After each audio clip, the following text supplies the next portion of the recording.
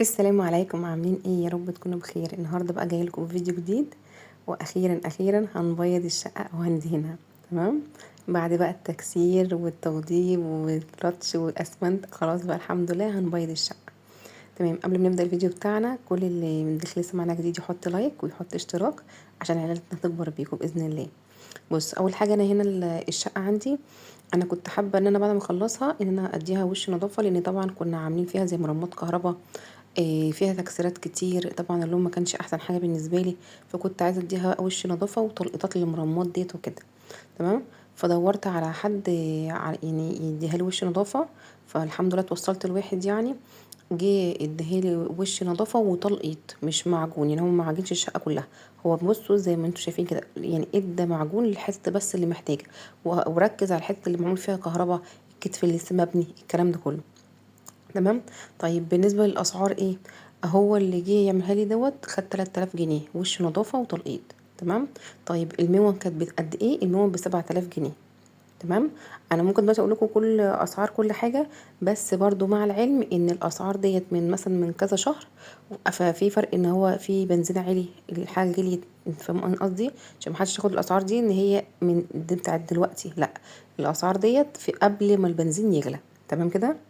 طيب اول حاجه هو كان طالب مني بستيلا اسمها تقريبا GLC، اللي هي لامع. تمام. اللامع ديت كانت اللي هي تقريبا 20,000، كانت عامله البستيلا الواحده كانت عامله 1400. تمام. وكان طالب مني بستيلا اسمها 30 كان طالب منها تقريبا 3 أو 4 حاجه زي كده، كانت الواحده بس عامله بألف لا، التلاته كانوا عاملين 1500 جنيه. وكان طالب بستيلة سيلر كانت عامله 350 جنيه. وكان طالب شكارة الممتاز كانت 120، دي كانت عاملة 150 جنيه. طيب كان طالب اسمه دوت اللي هو اللون اللي هو البريز، انا كنت حابة اللي هو تبقى درجة البريز. اللون دوت جاي جاهز، هو تحتاج 3 ازايز، الازازة الواحدة كانت عاملة 50 جنيه. تمام كده. واحتاج برضو 5 شرايط اللي هم 5 بكرات اللي هو التيب اللي هو اللزق دوت، الخمسة كانوا عاملين 175 جنيه. طيب وكان عايز جردل اللي هو اللاكيه البني عشان الشبابيك والشيش وكده، دوت كان عامل الجردل الواحد عامل 750 جنيه. وكان عايز زي بس زي ازازه كده كبيره 5 او اكتر يعني، دي تقريبا بيبقى نفط او حاجه كده بيغسل بيها الفرش، بيغسل بيها حاجه او بيزود بيها حاجه، دي كانت عامله 150 جنيه. وكان طالب برضو صنفرة اللي هي 120، كانوا جايب 5 متر ب75 جنيه. وكان طالب لاكيه ابيض للشبابيك والابواب، ده كان عامل تقريبا 300 جنيه. وكان طالب حاجه اسمها ورنيش زجاجي، كان عامل 200 جنيه. تمام. انا هنا في الشقه هنا طبعا عارفين ان شقق الاسكان بيبقى فيها عيوب زي ايه؟ الحيطان ما بتبقاش معموله احسن حاجه. فانا لما جيت انا كنت حابه ان انا اعمل البياض يبقى نص لامع او ربع لامع، يعني اللي هو يتغسل بسهوله. فهو قال لي لو احنا عملنا لامع في الشقه، يعني اي عيوب في الحيطه او في السقف او كده هتبقى باينه، يعني اللامع ده بيخلي العيوب تظهر. فقال لي فاحنا طبعا هم عشان شغل الاسكان، فلا انت لو عملتي الوضع ده هيبقى باين فيه عيوب كتير في الحيطه. فقال لي بعيدي عن اللامع، خليكي في المط بيبقى اشيك، وفي نفس الوقت مبقاش يعني بيبقى خايف العيوب. بس بالنسبه لي مش هيبقى احسن حاجه عشان فيه اطفال وكده وبصمات ورسم على الحيطان وكده، فالموضوع ما كانش بالنسبه لي هيبقى احسن حاجه. فانا قلت له لا، انا عايزه حاجه تبقى بتلمع وفي نفس الوقت ما تبينش العيوب. فقال لي طب احنا هنجيب باستيلا لامع ونخلطها على باستيلا اللي هي مش لامع، ونضربها على الحيطه، في نفس الوقت هتبقى يعني بتتغسل كويس، وفي نفس الوقت مش هيبقى مديه اللمعه الجامده اللي هي تبين العيوب. انتوا فاهمين قصدي؟ فهو بقى عمل ايه؟ دهن الاول سيلر، الاول تقريبا مش عارفه والله، هو دهن سيلر الاول، وبعد كده ادى وش بطانه، اللي هو خفى اللون الاصفر اللي هو بتاع اللي هو الجهاز مسلون بيه ده.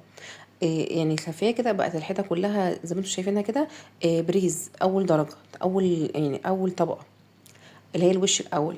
وبعد كده اي حاجه كانت باينه قدامه ان هي فيها مشكله او فيها عيب او داخله لجوه او مش متصنفره او كده، بدا يمعجنها وياخد تلقيطات للشقه كلها، وبعد كده بدا ايه؟ يصنفر. تمام. فبعدين ادى الوش الاخراني اللي هو الوش اللي هو بتاع اللي هو الوش اللي هو البريز بقى لاخر طبقه. تمام. هو بالنسبه لي مش بيلمع ومش يعني هو مط، بس بيتغسل يعني بحته مبلوله، بيتغسل كويس جدا. بس مشكلته ان هو يعني ايه؟ سريع الاتساخ، يعني ايه، انا لو هيعيد بيا الزمن مش هعمل المط ده. هعمل يعني حتى لو هيبقى فيه مثلا ديفوهات في الحيطان، احسن 100 مره من يعني ان انا كل شويه ان هي عايزه مثلا اسبوعيا الحيطان تتمسح. يعني اي حاجه ايدك بتسندي عليها فيها، لو ايدك معرقه فيها ميه فيها اي حاجه، يعني ايدك بتتبصم على الحيطه. تمام. انما هو من يوم بيتغسل، هو زي ما هو قال لي فعلا هو بيتغسل. بصوا هنا كان بيعمل الشيش، بيدهنوه لبني، اللي هو الشيش اللي هو الخارجي اللي بره. طيب انا بقى بالنسبه للباب، هو الباب هنا مدهون اسطر اسود. فهو لما جيت قلت له انا عايزه الباب من ورا ابيض، قال لي لا ده هو اسطر وحرام تبوظيه، ولو دهنتيه هيبوظ او هي حاجه، يعني الاسطر مش هينفع يتحط عليه لاكيه. بس طبعا انا يعني ما اقتنعتش بالكلام. وبعد كده قلت لجوزي طب هو ازاي هو دهنه، يعني ورنيه الزجاج ده تقريبا زي اللاكيه بس هو شفاف. فقلت له لا انا هتوكل على الله وهدهنه ابيض. فجوزي قال لي متحوريش وبلاش تدهنيه وكده لحسن يبوظ، ولو باظ مش هنعرف نرجعه تاني اسطر اسود زي ما كان. قلت له انا هسيبها على الله وان شاء الله يطلع ابيض حلو، يعني عشان انا بحب الحاجات الفاتحه. وبالفعل كان باقي حبه اللي هو لاكيه ابيض من اللي هو كان شغال بيه يعني. يلا قلت يلا توكلي على الله وقومي اعمليه. فبصراحه عملته وطلع حلو. يعني بالنسبه لي الفاتح يعني بيفتح الشقه اكتر. تمام، فاهمين قصدي؟ بس فالشقه بقى لما اتدهنت انا بقى حاسه ان ايه يعني، احساس ان الواحد يخش الشقه كده وهي مش صفرة، يعني لون تاني، احساس حلو جدا. وفي نفس الوقت انا كنت ممكن اعمل بيجات، بس انا حسيت ان البيجات والجماليات والحاجات دي كلها هتبقى قريبه من اللون اللي هو بتاع الشقه. قولوا لي بس ايه رايكم في الباب بعد ما ادهن ابيض كله؟ تمام، يا رب يعجبكم وتقولوا لي ان هو حلو عشان ما ندمش ان انا غيرت اللون. بصوا هنا بعد كده بقى كنا خلصنا كان خلاص خلص الشقه كلها. وهنا بقى كنا مركبين حاجه اسمها الزاويه استانلس. الزاويه الاستانلس دي المتر فيها ب30 جنيه، يعني العود ب90 جنيه. تمام. انا عملتها بس على الحرف دوت والحرف اللي هو بتاع اللي هي يعني دخلت الطرقه. دول اللي عملتهم الاتنين الزاويتين دولت. تقريبا احنا جبنا التلات زوايا. تمام. الواحده كانت عامله 90 جنيه معدن، يعني هي استانلس. طولها كام؟ طولها 3 متر. وفي 2 متر 70 برضو، يعني في مقاسات، بس انا اخترت 3 متر عشان ايه تبقى معايا بالزياده. بصوا برضو قولوا لي شكلها يعني شكلها حلو عجبكم ولا ايه؟ وقولوا لي برضو رايكم في الكومنتات. وقولوا لي برضو ايه رايكم في اللون. يعني انا بالنسبه لي لون جديد. انا كانت شقتي التانية كنت عامله فيها بيجات مصفر كده، بس اللون ده بصراحه حاسه شيكه. بص انا بعد ما خلصنا وظبطنا ركبنا الانوار، حاسه لون حلو.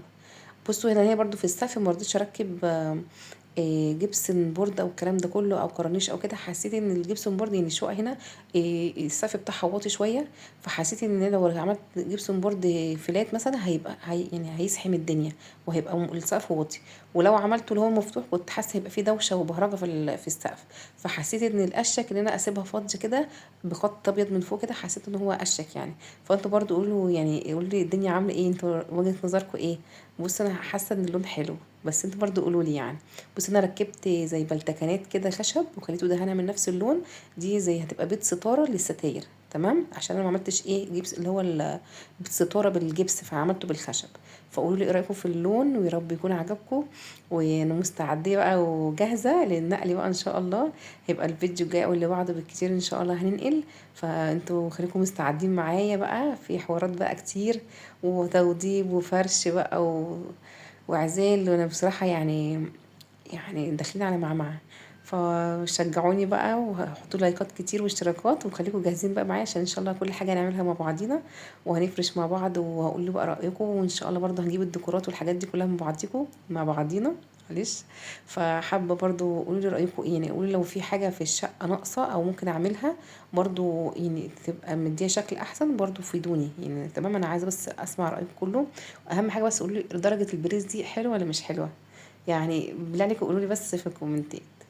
يلا شوفوا فيديو جديد ومع السلامة.